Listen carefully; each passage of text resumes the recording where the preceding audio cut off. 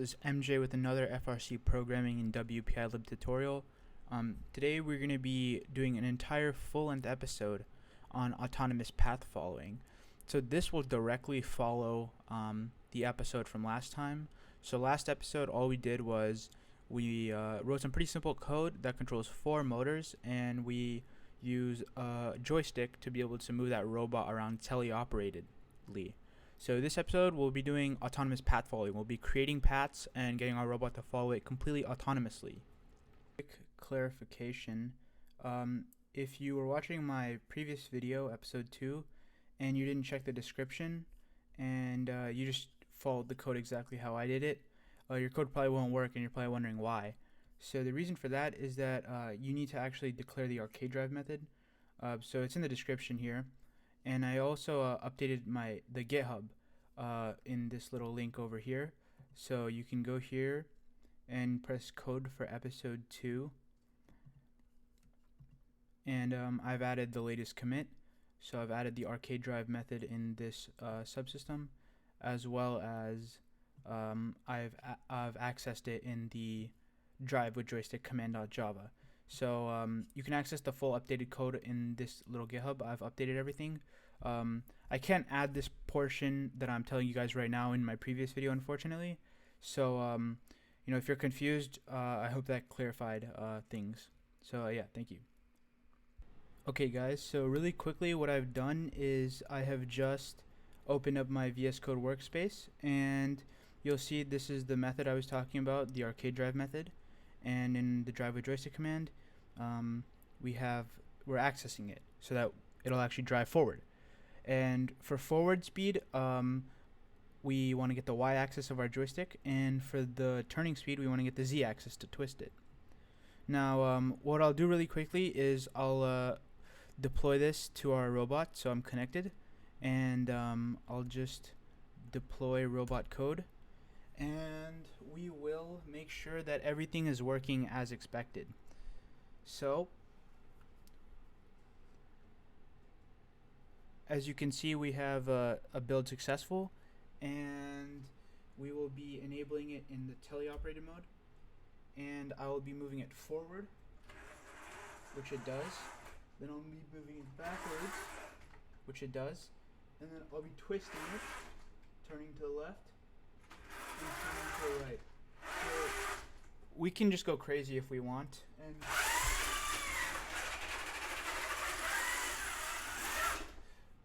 yeah, so we know it works, which is good. Alright guys, so the very first thing that we're going to do is we're going to want to open up the SysId tool, which is over here.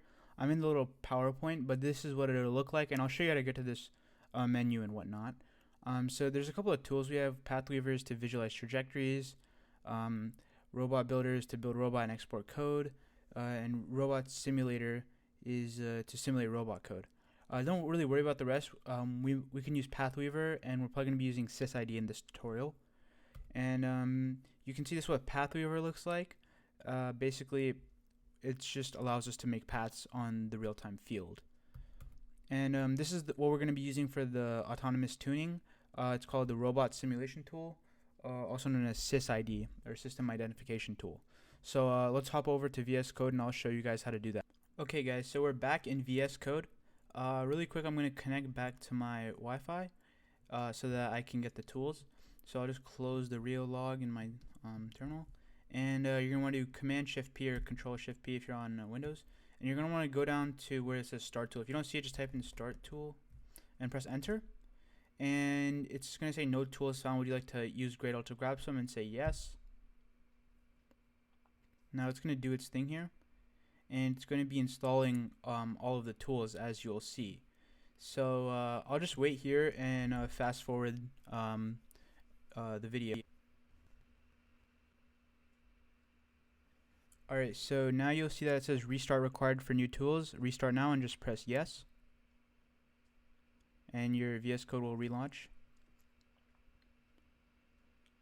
So yeah, and that's how you install these start tools. Now just to make sure that we have the tools, what we can do is we can just close this out. We can do Command-Shift-P or Control-Shift-P and just press Start Tool again, and you'll see all of these tools all of a sudden. Now, for some reason, I can't see the system identification tool. And if you also have this problem, don't worry, I'll show you a very quick fix.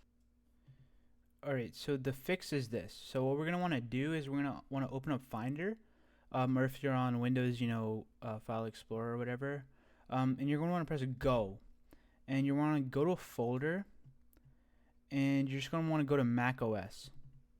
Now over here, we want to go to Users, and then just click your name or whatever it's called. And you can see this little WPILib folder. Now this is when you first installed WPILib. This is where your WPILib dependencies and all the files installed. So click this folder, click 2022, and you're gonna see all these. So we're just gonna we're gonna be dealing with the tools. So double click tools, and we can just switch the view here.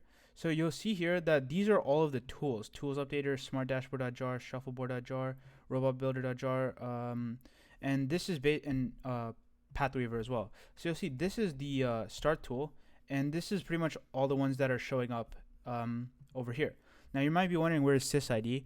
That's pretty simple. SysId is just in this artifacts folder. So just click artifacts, and you should have this little sysid.zip. You can just double click it, and it'll create this little folder for you. If you click it, this little OSX folder will pop up. Click this, and this is the SysId tool right here. Now I've already gone ahead and done this, so I'll just delete this. But this is the one. So we can just double click this. We can click OSX, click this folder, and double click on SysId. Now what we want to do is, this is very important. This is basically where we're going to be tuning our values and getting all of our data. So we're going to first want to make sure our robot is on. The first thing we're going to want to do is make sure we're connected to our robot's Wi-Fi. So I've gone ahead and done that. Now the next thing we want to do is enter your team number here for the IP address. So I just have 2059. Now we want to change the analysis type to drivetrain because we're analyzing a drivetrain. Now we want to add our motors. So we can just switch these to SparkMax brushless because that's the ones I'm using.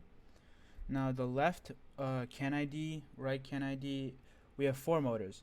Now recall that in the Constants.java file, I have declared the left is 1 and 2, right is 3 and 4.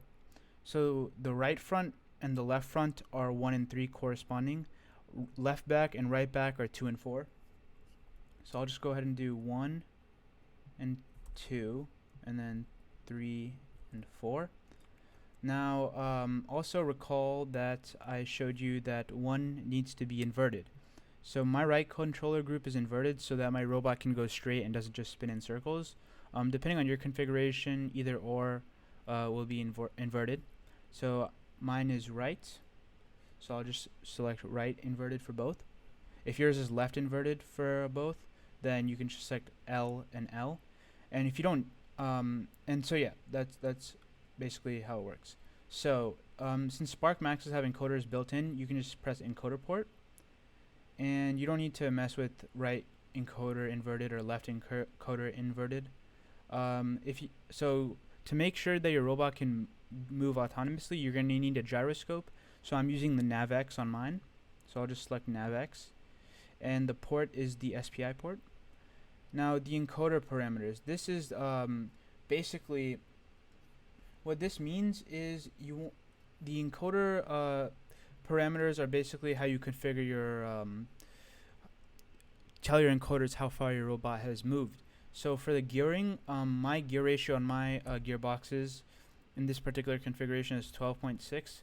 This is just kind of something that you have to know. So if you're not sure, you can ask the person on your team who built your test chassis, or for example a mentor, because I wasn't sure to begin with, and yeah, so someone told me on my team that for our test chassis that was built, the gearing is 12.6 to 1.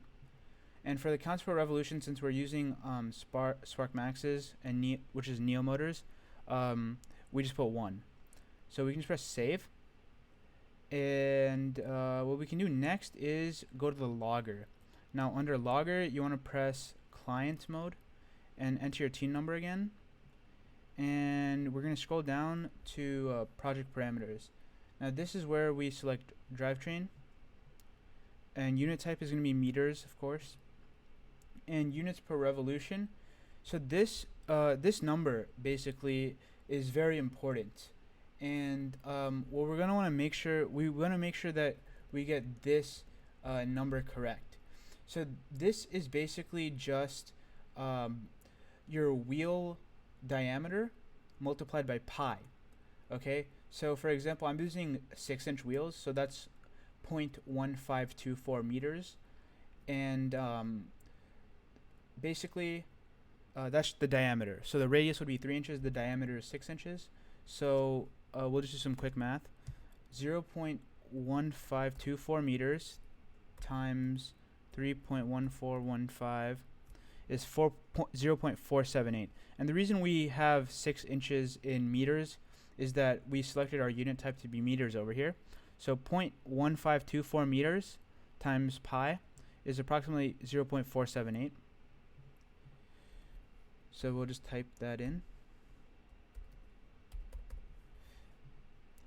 Now the next thing we want to do is press apply, and once we've confirmed everything is working, we just want to press deploy. So you'll see this happening, and it's basically just going to be deploying all of our settings over onto our robot. So when you see this deploy complete, you know it's successful. And we see NT connected, that's network tables has been connected. Now what we're going to want to do is we're going to want to choose a save location for our logs. Okay, so we're going to want to press choose, and we can just press desktop. I'll just put it in my tutorial file. Now we're going to run 4 tests, okay? Okay guys, so before we run these 4 tests, what we're going to want to do is adjust the voltage parameters. So for the quasi-static ramp rate, if you're in a small space, since I'm in my loft, I'm going to increase this value. So basically, the idea is if you're in a small enclosed area and it's not very big for testing, you want to increase this number, and you want to decrease this number. So if you're in a bigger space, you decrease this number and then increase this number. But since I'm in a small space, I'm just going to increase this number to something like 0.33 and decrease this number to something like, I don't know, 4.25. So just to reiterate, very simple. If you're in a small space, just increase this number a little bit. It doesn't need to be exactly what mine is. Just increase it a little bit. You can use the same values, but yeah. So these are just random values. These should be fine, but on WPILib documentation it says that you want to increase the quasi-static ramp rate if you're in a small space and decrease the dynamic step voltage if you're in a small space. Because the idea is when we run these tests, our robot's going to go forward and backward, for 2 times forward, 2 times backward. Okay, and you're going to want to let the robot go as far as possible without hitting anything. Alright, so without further ado, I'm just going to make sure we're connected. We are. We're going to press apply, and just to be safe, we're going to deploy again. Now, it's deploying, and we're going to wait to make sure that it's green, deploy complete. Now you're going to see all of these all of a sudden, these little icons. That's fine, don't worry on your shuffleboard, this is completely normal. We're going to switch to the autonomous tab, and we're going to press quasi-static forward, and this will show up.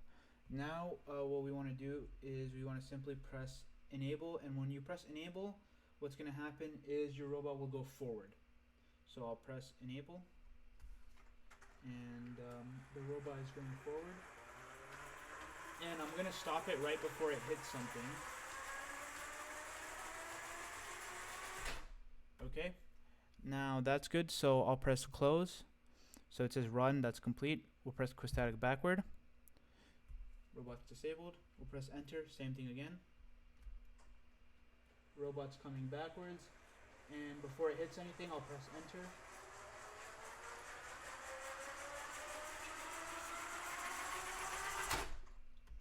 Okay. Press close. Dynamic forward. And same thing, press enter.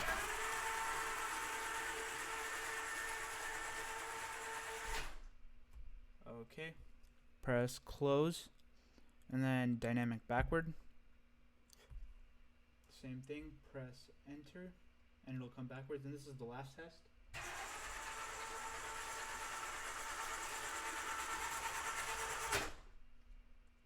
And there we have it. We're done with all of our tests. Now all we have to do is press save. And there you go. You're done logging your information. Okay guys, so the next step is to select this file in the Analyzer tab. So we'll press select and we'll press the SysId data. And you'll see all of a sudden all this weird stuff happen. Don't worry, this is perfectly fine. So you'll see that we have all of the values that we need for KS, KV, KA, and down in feedback. So these are 3 values that actually matter. So in case you don't know, what we're gonna have to do is in feedback analysis, we're gonna press WPILib 2022, or default is actually fine, it seems. So just leave it as default. And this KP value is what we're gonna need.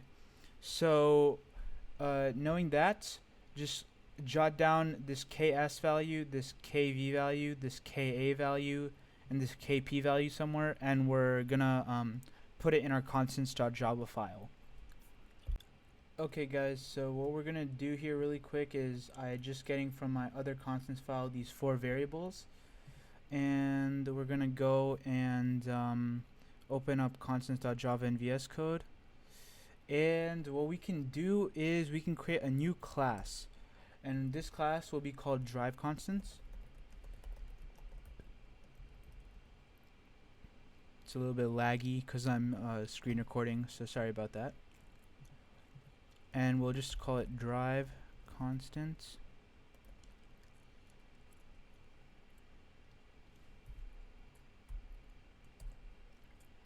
And I'm just going to go ahead and paste these values. Now, so our KS value is this.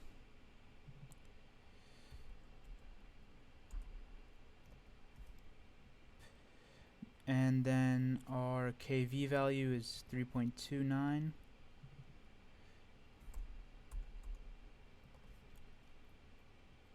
Our KA value is 0.65.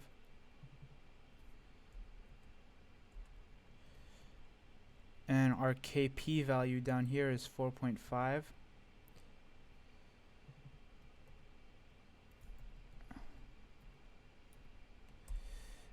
And there you have it. So those are our 4 drive constants that we got from doing those 4 tests.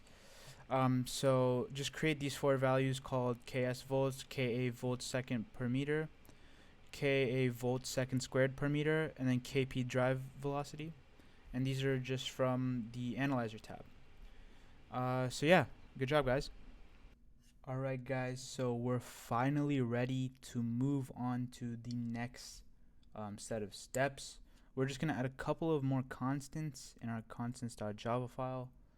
The first thing we're going to want to do, first of all, I don't even need this extra class, so I'll just keep it as is. So we have these 4 different values, and we have a couple more constants to add. So the first thing we're going to want to add is our differential drive kinematics instance.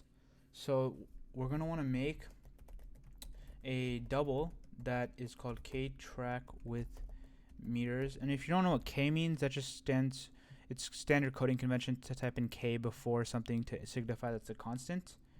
So the track width that I have, this is the track width, basically in simple terms just means the horizontal distance between 2 wheels on your robot. So mine is 23 inches. Except remember that we're in meters, so we're going to want to convert this. So we're going to do units dot inches to meters, and we're going to do 23. Now we can make the differential drive kinematics class, which allows us to use the track width to convert from chassis speed to wheel speeds. So since we're using meters, we'll just keep it consistent. So we have differential drive kinematics, and we're going to create a new instance of this object. And we'll just make a new differential drive kinematics class, and we'll put the track width in meters here. Okay, sweet.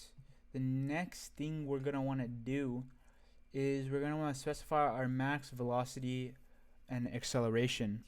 Okay, so this is just straight from, we can just copy and paste this straight from WPILib's website. You can just copy these as is.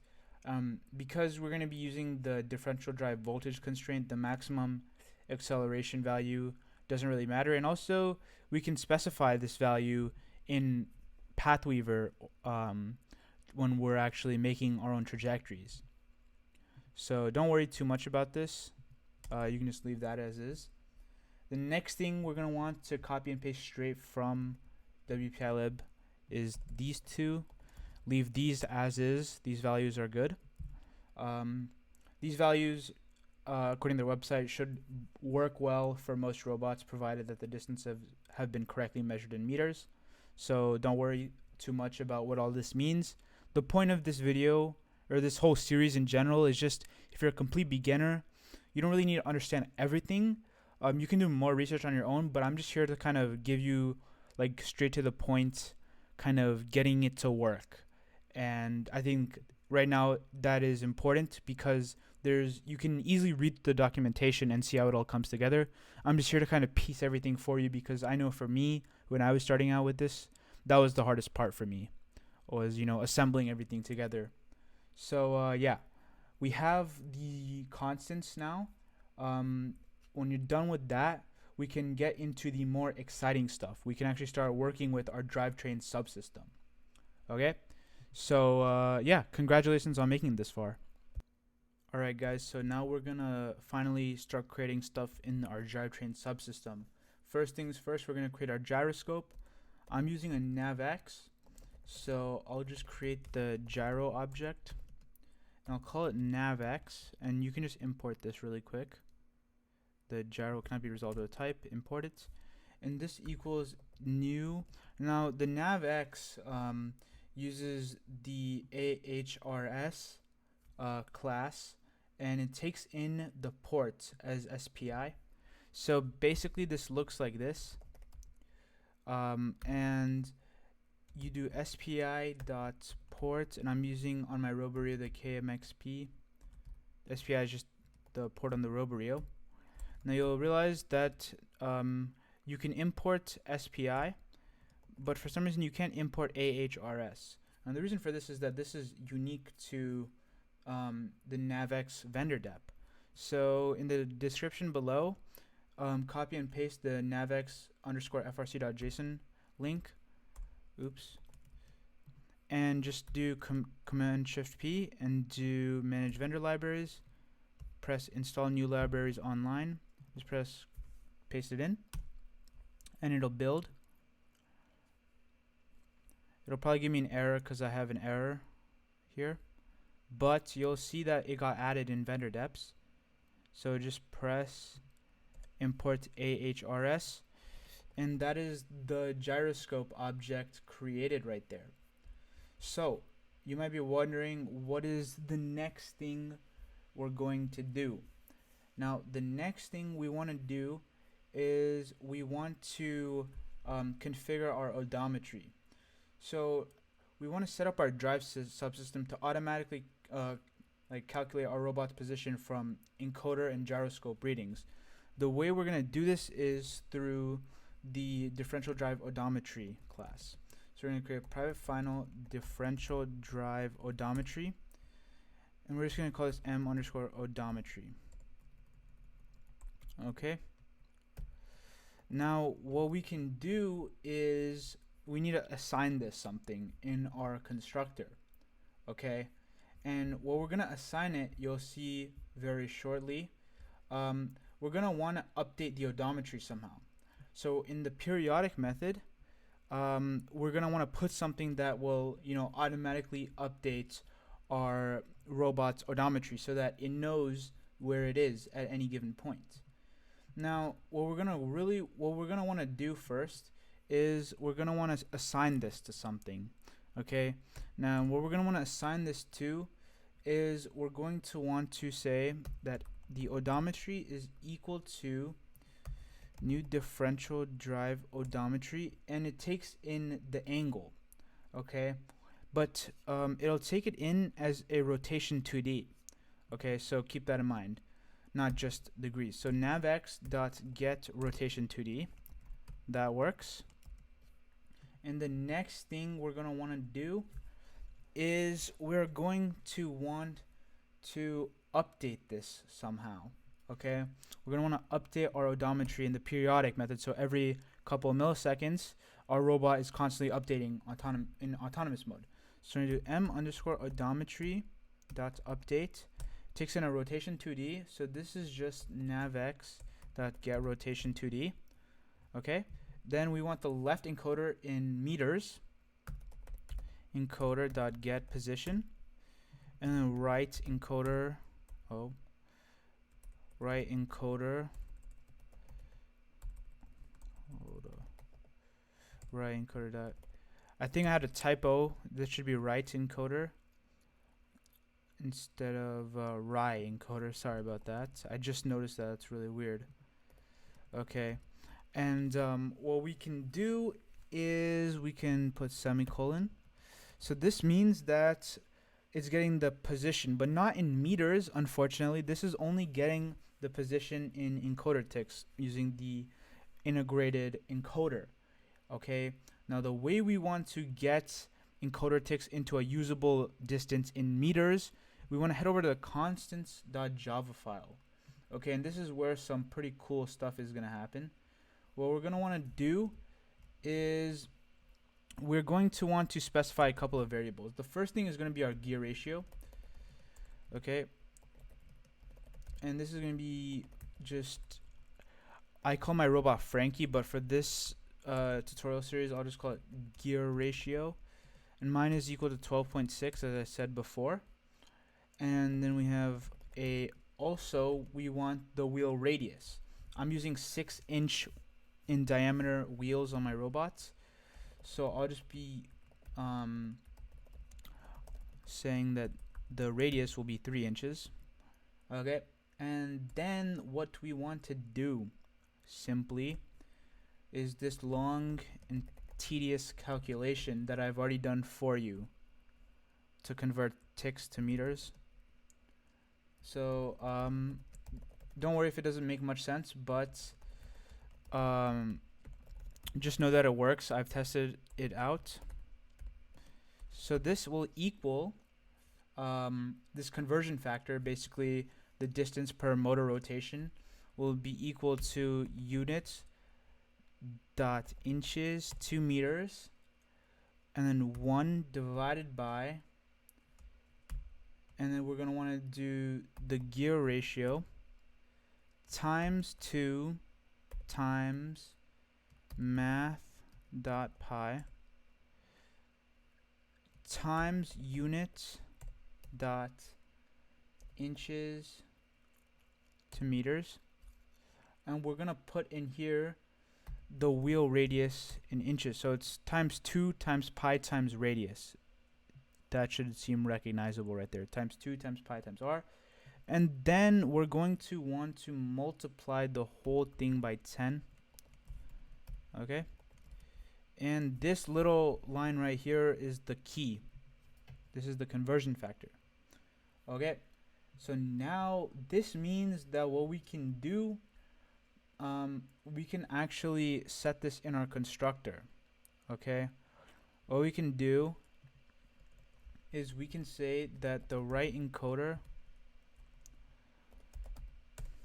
dot set position conversion factor, you see that's a method, and then we can do drivetrain constants dot, and then all we gotta do is do this. Now we can do the same thing. We can do left encoder dot set position conversion factor, and we can do drivetrain constants dot k linear distance conversion factor. Okay, now we want to do the same thing for the velocity per minute. Okay, so to convert the velocity, since these encoders will tell us the velocity, we want to get it in meters per minute or meters per 60 seconds. So what we'll do is we'll do drivetrain constants dot k linear distance conversion factor, and then we'll do divided by 60, so that it's in a unit of per 60 seconds. And we'll do left encoder dot set velocity conversion factor, and then we can simply do the same exact thing. And just like that, am I doing something wrong? Hold up, wait a second. Oh, oops. You didn't see that. And just like that, we have converted. We are able to successfully use these encoder values into a successful value in meters. Okay, so what we can do really quickly is we can create a couple of getter and setter methods. So the first one we can make for just, this is going to be for the encoders, we can make a public double, and we can do get right encoder position, and this is obviously in meters, and we want to return the right encoder dot get position. Now you might be wondering why we have a method here, and the reason is that we can access this method anywhere just outside of this class, get right encoder position, and it'll automatically compile when since we're constructing the drivetrain subsystem object. Every time we make an instance of this, we'll automatically have the velocity and position conversion factors applied. So it's very handy. And we can do public double get left encoder position, and we can just return left encoder dot get position. Okay, the next thing we can do is we can do the same thing for velocity. We can do public double get right encoder velocity, and we can just return the right encoder dot get velocity. Sweet. The next thing we can do is public double get left encoder velocity, and then we can just do left encoder dot get velocity. And what happened here? Oh, sorry, I forgot to press return. Type in return. Just like that, we have these 4 methods that will get and return us the encoder positions and the encoder velocities. Alrighty guys, so we're done with most of the encoder stuff, the encoder methods. There's just a couple of more methods, so just bear with me. It's a little bit tedious, but we're almost done with the hardest part, I would say. So really quickly, before we jump into anything, I just want to set some explain one thing really quickly. So the reason over here that I have I just want to explain why they're inverted, because why one controller group is inverted and the other isn't. And the reason for this is that you need to invert either the left or the right side of your drivetrain so that positive voltages result in both sides actually moving forward. So this depends on how your robot is made, like the gearbox. This is what I was saying before. So you might have to invert the right or left side. It just depends. Okay, so with that cleared up, we can finally move on to other stuff. So really quickly, it's a good practice just to reset everything in your drivetrain subsystem in the constructor. So we can do navX dot reset navX dot calibrate, and just calibrate it, and then we can just reset the encoders, and I'll create a method called reset encoders down here.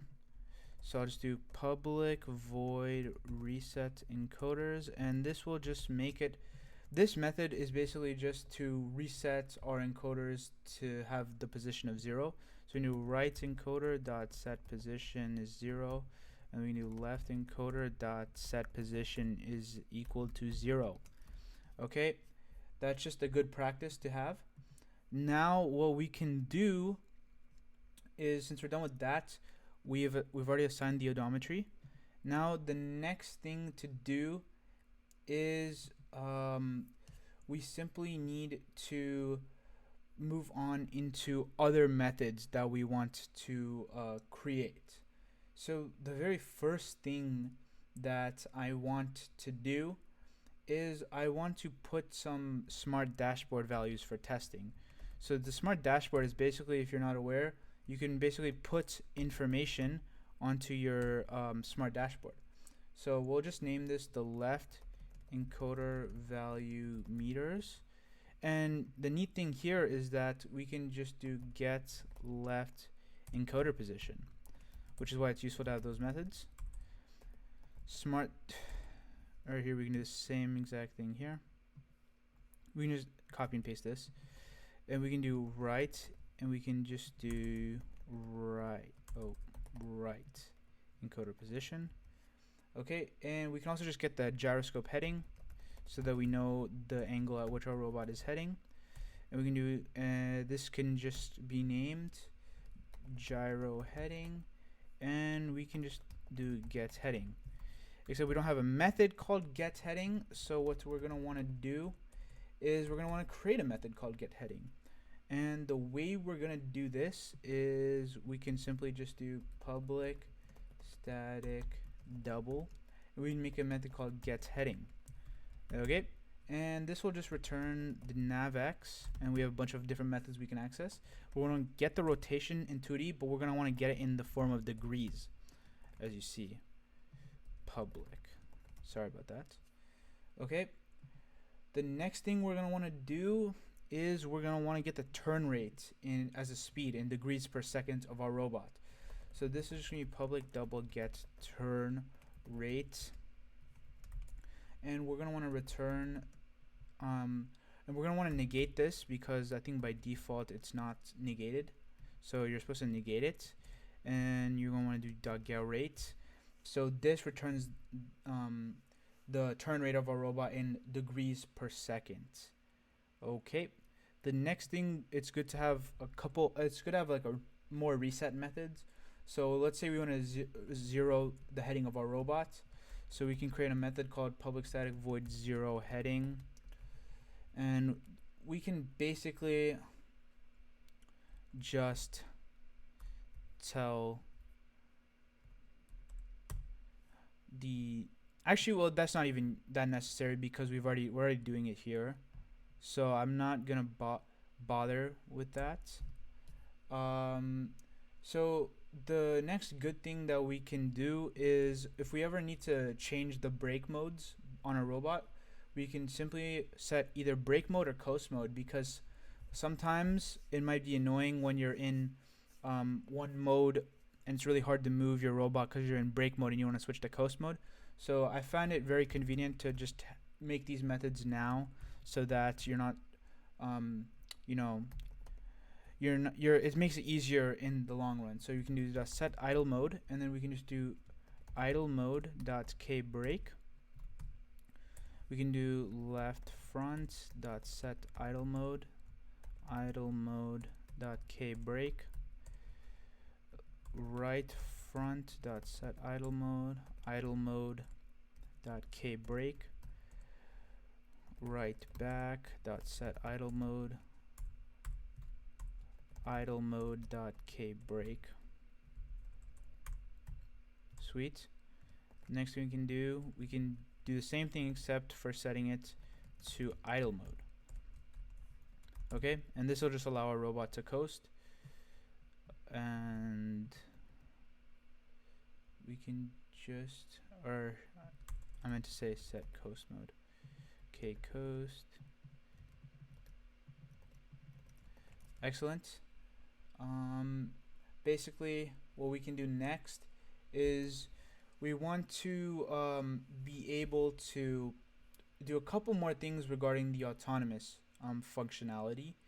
The first thing being that we've already done like majority of everything that we need to, but the next thing that we want to do is quite crucial, the next couple of things, because this is really where where we're going to be really getting into the nitty gritty of a lot of the stuff. So the next thing we're going to want to do is we're going to want to reset our odometry right after here. So we're simply going to do m_odometry because, you know, like I said in the constructor, we just want everything to be reset. So m_odometry dot reset position, and then we can have a new pose 2D, which is just a geometry class in WPILib, which will have our pose in 2 dimensions, x and y coordinates. And you can actually use the field class, which is helpful for debugging, and it's the 2D field class where you can display in network tables the x, y, and theta values for where your robot thinks its pose is. But disregard that for now. Simply put in the rotation 2D, and that will reset our odometry. Excellent. So now we're ready to move on forward. The next thing we need to do, our periodic method is pretty much complete, it seems to me. I don't think there's really anything else that we need to do. Although there are still a couple of other methods that would be useful to have that we actually need that I haven't gone over yet. So once again, just bear with me. And yeah, so the next thing that we're going to want to do is we're going to want to create a method for getting our robot's pose. Okay, so we're going to want to do public pose 2D. This is what I was just talking about. And we're going to want to do get pose. Okay, and we're going to simply return the odometry dot get pose meters. So this is a very convenient way to access our pose. And this is just the estimated pose of our robot, so it's not 100% accurate. The next thing is we want to have an easy way to reset our odometry should we need to do so. So we can just make this, call this reset odometry, because the reason we have all these methods is that they're helpful in being accessed outside of the drivetrain subsystem class. For example, in the robot container class and the robot.java class, should we need to do so in the future, which we will eventually. So reset odometry, what we can do is this will take in a pose, so basically where the robot thinks it is, and we'll reset that pose. Okay, and we can reset the encoders, and then we can do m_odometry.reset position, as you saw, as I showed you before. We'll take the pose, and then we'll get the current rotation 2D from the gyroscope. Okay.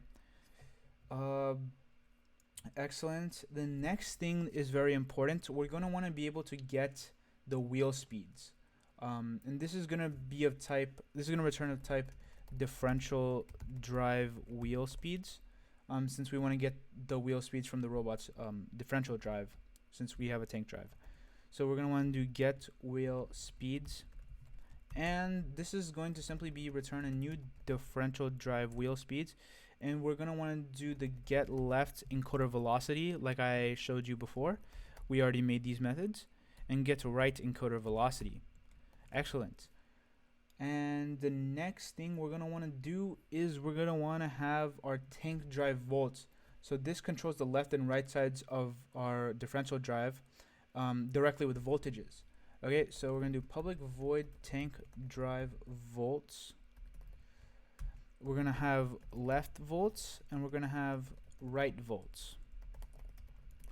Okay, and what we're going to want to do here is we're going to want to, in our motor controller groups, left controller group dot set voltage, and we're going to want to set it to the left volts, and then right controller group dot set voltage, and we're going to want to set to right volts.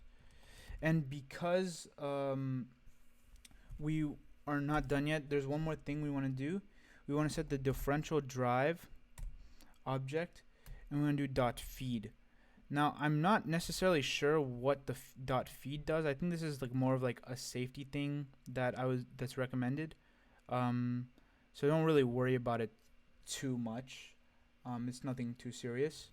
Next thing we're going to want to do is get the average encoder distance between both the encoders, because once again, when encoders aren't perfect and the left and right encoders are always going to be somewhat different, so we might somehow want to get the average between the two to get a good idea of accurately how far a robot has traveled.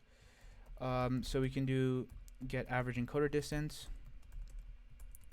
and this can simply return the left encoder position plus the right encoder position. Okay, and this is all 1, and we can divide this by 2.0.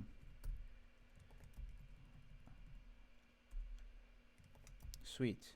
So now that we have that, we're pretty much almost done. Just a couple of more formalities before we get into the really exciting stuff. Just bear with me. I know this is a lot of methods, but I hope I'm explaining it somewhat well. If you have any questions in the comments, feel free to add them down below. But just a couple more formalities and a couple more important things we need to add. We might want to access our encoders somehow. So what we're going to want to do is return our encoders, and we're going to just want to say get left encoder, and this will just return the left encoder. And then we can do the same thing here. Just copy and paste this, and what we can do here is get the right encoder, and I'll just return the right encoder. Nice. The next thing we need to do is we want to set the maximum output of our differential drive, or drive. I'll just refer to it as drive right now. And this is useful for scaling the drive to drive more slowly if need be. So this is what the Ramsete controller will handle for us, so you don't need to worry too much about it. So we want to set the max output, and we want to take in a max output to set our differential drive to. Remember? So this is actually pretty intuitive once you start thinking about it. It's not very complicated once you really kind of start breaking things down per se. I know one of the main things is that it can be quite daunting when you're first starting out, but the nice thing is that there's like so many resources online. So once again, if you have any questions, please feel free to just comment down below, because I remember when I was starting out, it was very difficult to kind of a lot of things weren't working, and I wasn't really sure like where to ask the right questions, or where to get the information from. So I'm trying to make this series so that this information is readily accessible to beginners, especially with the FRC season coming up. So that's kind of my main philosophy behind doing these videos. So I hope they're helpful. But yeah, sorry, I kind of went off on a tangent. The next thing we're gonna want to do is we have our max output. We're gonna want to get we have the turn rate already, and then we also have the heading already, so that's good. We don't have any way to zero the heading should we need to do so. I know I said I wouldn't include this method, and I'm kind of going back and forth here, but we will just add a zero heading method because I've decided that it is useful somewhat. So I'll just calibrate. This isn't necessary, but completely optional, just good practice. Okay, so zero the heading. Another good practice, just accessing our gyro should we need to do so outside of this class. Get gyro, and this is kind of just the Java fundamentals, getters, and accessing these outside of this drivetrain subsystem class. So nice. And we have the reset encoders method, which is good. We have gotten the 4 positions and velocity. We've gone 2 positions and 2 velocities. Excellent. And let's see where the error. Oh, oops. Ignore that. Okay, so no errors so far. That's pretty good sign. I'm pretty sure this is pretty much all we need. So it wasn't that bad. I'm glad you stuck with me. And now we can really get into the interesting stuff with the Ramsete controller and whatnot. So the hardest part was over, or the most tedious part, I should say. So if you made it this far, pat yourself on the back, and let's continue. Alright guys, so really quick what I'm gonna do really quick, just to make sure before we move on to any of the Ramsete autonomous controller stuff, I want to make sure that I'm not getting any negative encoder values for my right or left encoder values, and we want to make sure that this position conversion factor is accurate. So I'm gonna deploy this code really quick, and hopefully it should deploy because I don't have any errors. And this is build successful, so we can head over to our driver station, and we'll see that we have the, let me just enlarge in this. This is the left encoder, and this is the right encoder. Now what we can do is just to test out really quick. What I've done is I have laid out a measuring tape at the start of the motor, as you can see. And with this, it goes all the way to 39 inches, which is approximately 1 meter. So what I'll be doing is I'll be enabling it, and I'll be going forward until I get to 1 meter. So you can already see 1 is negative and 1 is positive. So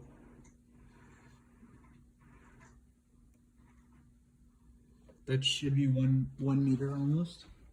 And we can see over here that we are roughly at around 39 inches.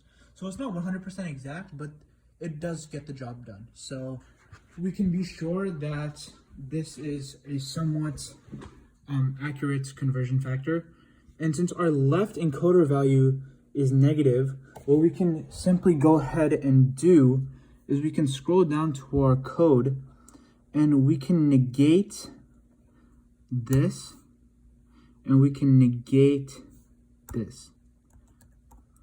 So this means that if I deploy my code again, I should be getting a positive value. So I'll just wait for it to reset. But when I go forward now, I should have 2 positives instead of just 1. So I'll press enable, and you'll see that they're both positive. If I go back, they both become negative. So excellent, this is exactly what we want, and we're ready to move on to the next step. Hey guys, so before we actually start programming the Ramsete controller, we're gonna make a simple path. So download FRC PathPlanner. We're not gonna use Pathweaver because Pathweaver sucks, unfortunately, I'm sorry. PathPlanner is much better. So just press open. It's on Windows and Mac. I'm just gonna switch really quickly. So downloads, tele-op. We're gonna want to put it in our source folder, main, and we're gonna put it in our deploy folder. Just press open project. Now here we can see, we'll just simple straight, or I'll just call it straight. Okay, and this path will simply be straight. Okay, so it starts at 1 and ends at, let's say we want it to go 3 meters. Okay, so it'll end at 4, and we can set the velocity to something like 1, and we can set the acceleration to something like 2. So you can see it'll take 3.49 seconds for it to complete this path, and it's just completely straight. We can also create another path, let's say curvy, curvy, okay, and we can just make something, we can just set it to 4 again, but we can make it something, we can increase the y to something like 4. So this time, same speed, it'll just be a little bit curvy, as you can see. So we've created these two paths. If we head over to, let me just close this. If we head over, we can see in deploy, there's this generated JSON. And what we're going to want to do here in settings is we're going to want to make sure that generate WPILib JSON is selected, which it is. So that's good. Okay, so when you see that this deploy / PathPlanner and these three are here, you know that you've done the right thing. And I don't know why new path is there. You can just delete this. But yeah, we have the curvy.path, straight.path, which is just all the initial waypoints. And this JSON is just a huge coordinate file, pretty much, of straight and the curvy path. So yeah, now we're actually ready to write the Ramsete controller. Congratulations on making it this far. The next step is going to be the most exciting. So we have two paths, as you can see, curvy and straight, and we want to be able to choose somehow either or path. Okay, but before we even do that, we have to make the commands to actually do the Ramsete controller. So the way I would approach this, we have two paths and we want to be able to choose. In our shuffleboard, we're going to want some sort of way to choose. So this is a very useful thing in WPILib called a sendable chooser. And we're just going to have it of type command because we're sending a command. And we're going to name it mchooser, which is, we just call it chooser actually. And this will just equal a new sendable chooser. Okay. And what we can do in our robot container is it'll configure the button bindings, it'll set the default command, and then we can add a chooser option. And what we can have is we can have the name, so we can do curvy path, and we have to add some sort of object here, as you see. Now the object has to be of type command as we specified, and we can also add .add option, and we have over here we can just call this straight, and we have object. We don't know what we're going to put here yet, but we're just going to put something. It has to be a command, right? So you can see it expects a string, which is just name, and then expects a command object, okay, which is just the option. And then to put the chooser on the dashboard or shuffleboard, we're going to do shuffleboard.getTab, and we're going to do autonomous. I don't even know how to spell autonomous. And then what we're going to want to do is do add chooser.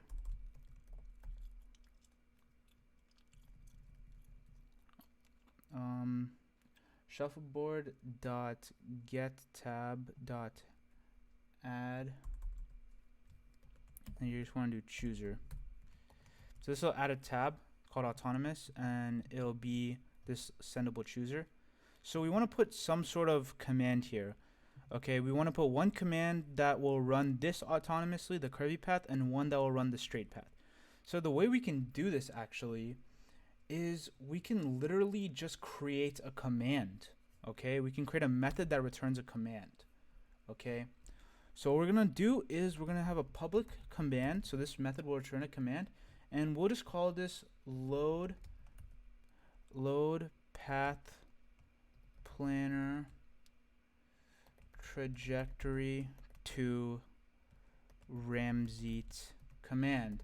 Horrible name, but whatever. It kind of makes sense. This is a very bad convention though. This is extremely long and whatever, but it's fine. For the tutorial's sake, this will do the job. So we'll have the string, and we'll have a file name, and we can have a boolean called a reset odometry in case we want to if we're running multiple paths sequentially, like in a competition, for example, you can call this command and it'll take in a boolean. So if you want to reset the odometry, it will reset it. Otherwise, you can run a command from right where you left off, which is good for sequential commands if you're trying to run two trajectories back to back. So we'll first initialize a trajectory, it'll just be null for now. We won't have it equal to anything. And we're going to want to try to assign the path. So we're going to have a little try-catch block here. And we're going to have a path called the trajectory path. Okay. Trajectory path. And we can just import path. Why can it not be? Oh, I think I have to complete it out first.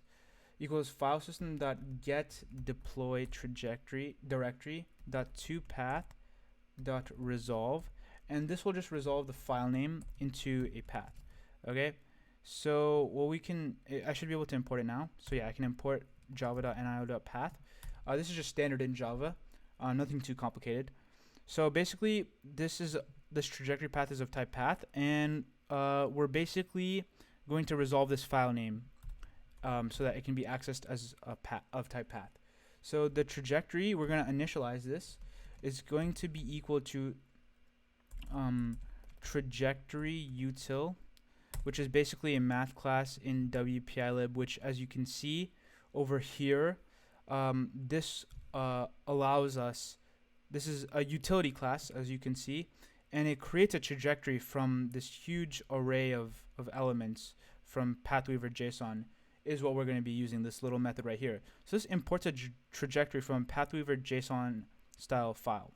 Okay, so trajectory util dot from PathWeaver JSON, and we're going to want to have it of type trajectory path. We're going to pass this little path in. As you see, this takes of type path, and we have this trajectory path to be this little, it's a instance of the path class. Okay, excellent. Now we want to catch an IO exception, because that is what it'll usually throw, and we'll just call this exception.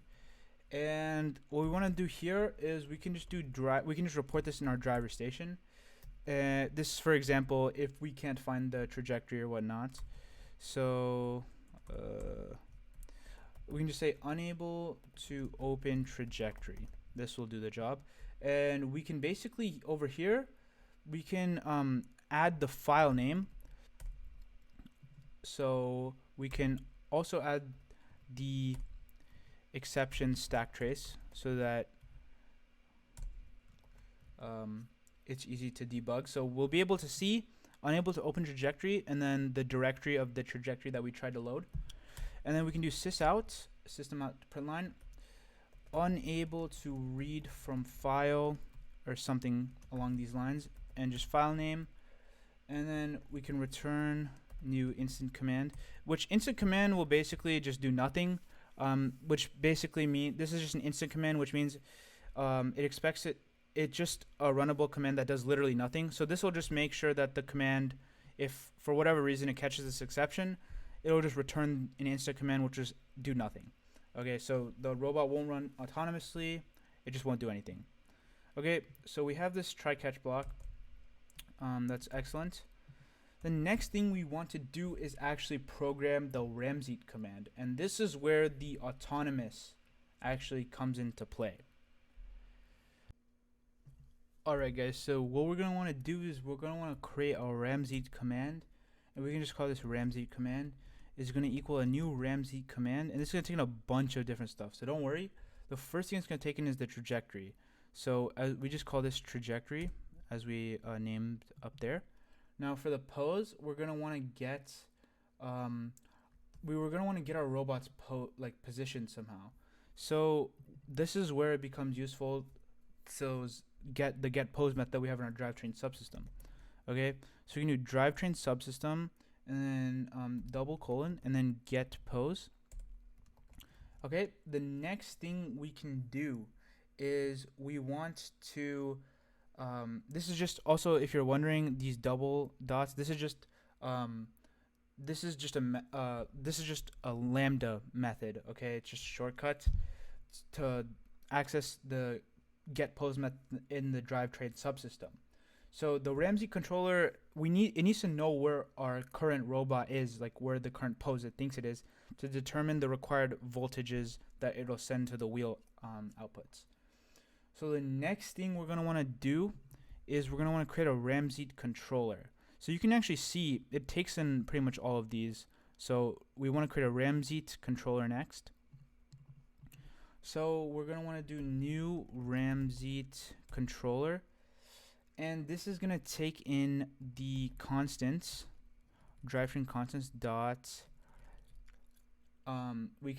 We're first going to want to put in the k Ramsete b value, and then we're going to want to put in the the k Ramsete zeta value. K Ramsete, do I not have it? Oh, drivetrain. Sorry about that. K Ramsete zeta value. Okay. The next thing we're going to put in is the drive feed forward.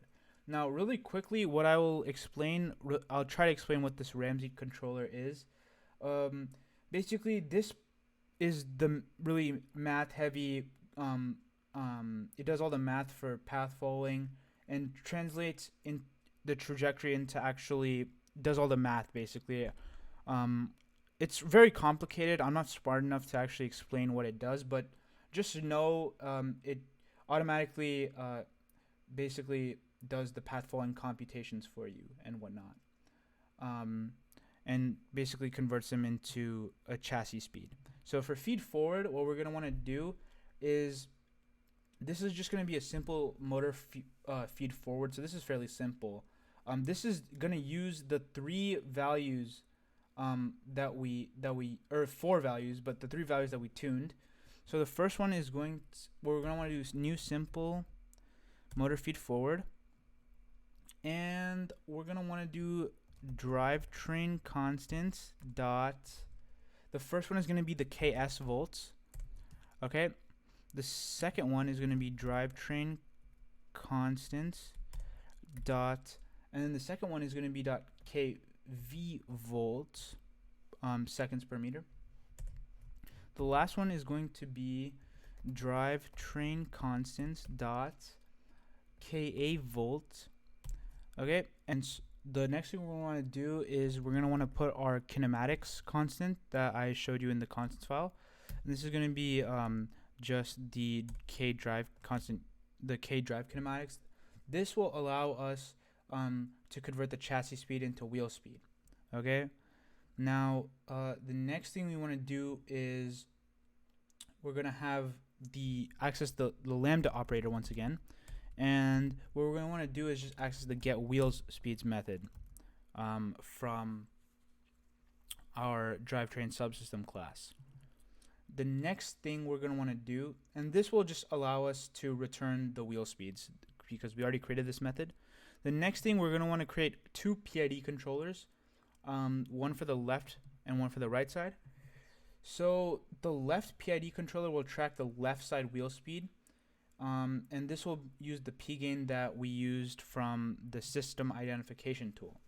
Okay, so new PID controller, and we'll use drive constants, drivetrain constants dot KP drive velocity, and you just set I and D to 0 because we didn't tune those. Same thing here, new PID controller, and then drivetrain constants dot KP drive velocity, and we'll just set KI and KD to 0 again. Oops, KD to 0. And for output volts, we want to simply, we're almost done actually. The next thing we're going to want to do is we're going to use one more lambda method, and this will allow us to access the method from the tank drive volts method from the drivetrain subsystem that will actually output voltage to our robots. So we'll do to do this we're going to want to just simply invoke the lambda operator, so drivetrain subsystem dot double and then we're going to do tank drive volts. Okay, and for the requirements, we simply just need to require the drivetrain subsystem, and we should be able to end it off with a semicolon, and no errors there. Sweet. So that is the entire Ramsete controller. Okay, so that wasn't too bad. It might probably make no sense to you.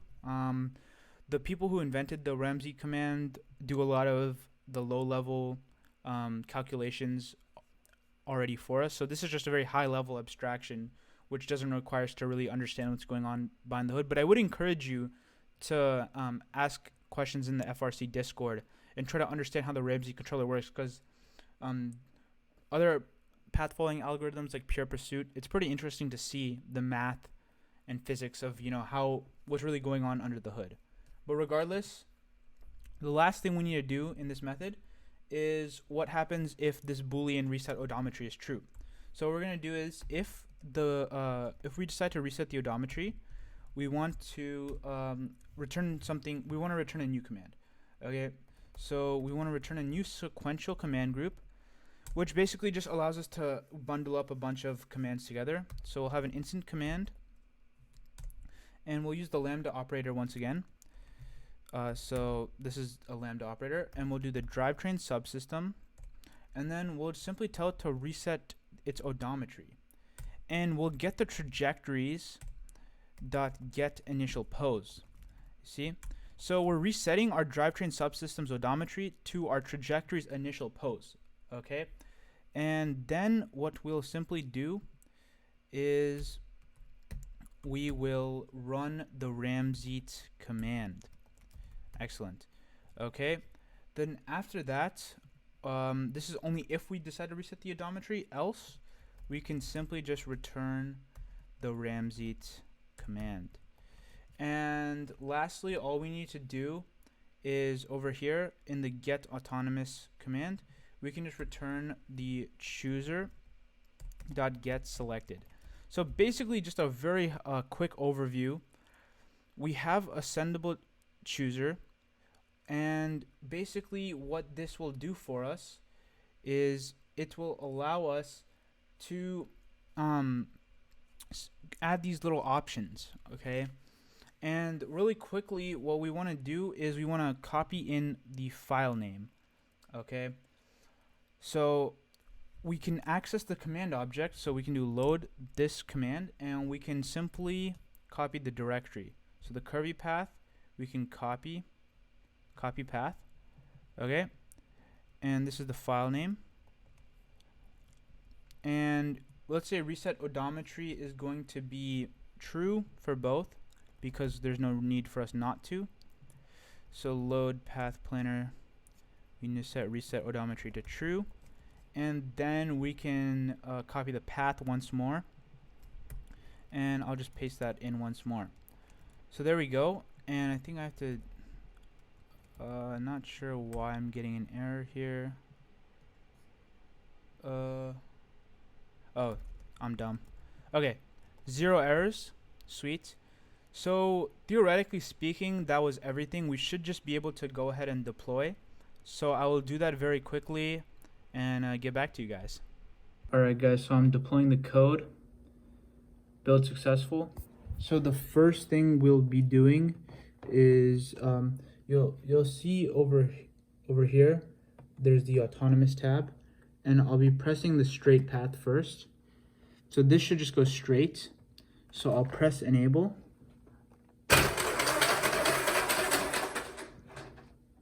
Okay, it goes straight. Now the second path we'll be doing is the curvy path. So this should curve a little bit and then level out. So I'll press enable. And there you have it, guys. That is the full tutorial. Thank you so much for watching. Alright guys, so I'm connected to the robot. I'll be deploying the code. And I don't have any errors, so it should deploy successfully. Still successful. No errors, so that's a good sign. We can go over here. You'll see this autonomous tab. This tab over here. We can automatically set it straight. We can set it straight. And when we press enable, this robot should go forward for the